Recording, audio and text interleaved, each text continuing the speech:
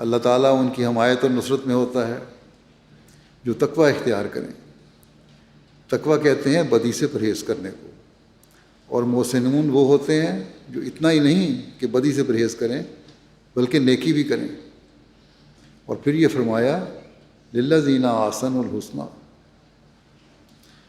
یعنی ان نیکیوں کو بھی سنوار کر کرتے ہیں۔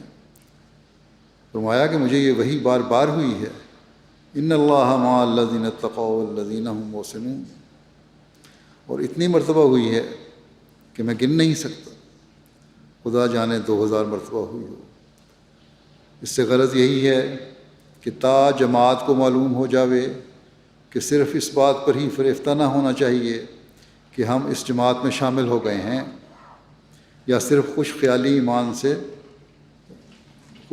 ایمان سے راضی ہو جاؤ۔ اللہ تعالیٰ کی معیت اور نصرت اس وقت ملے گی جب سچی تقوی ہو اور پھر نیکی ساتھ ہو۔ پھر آپ فرماتے ہیں ان اللہ مع الذین اتقوا والذین هم محسنون، خدا تعالیٰ بھی انسان کے اعمال کا روز نامچہ بناتا ہے، بس انسان کو بھی اپنے حالات کا ایک روز نامچہ تیار کرنا چاہیے، اور اس میں غور کرنا چاہیے کہ نیکی میں کہاں تک آگے قدم رکھا ہے۔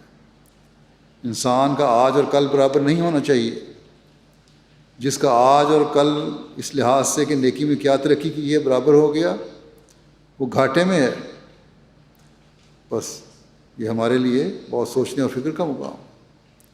ہمیں اپنی حالت کی طرف بہت زیادہ فکر کی ضرورت ہے۔ بس مسیح علیہ السلام کی بیعت میں آ کر ہمیں تقوی اور نیکیوں میں بڑھنے کی طرف بہت توجہ دینے کی ضرورت ہے، اور جب یہ ہوگا تب ہی ہم حق بیعت ادا کرنے والے ہیں۔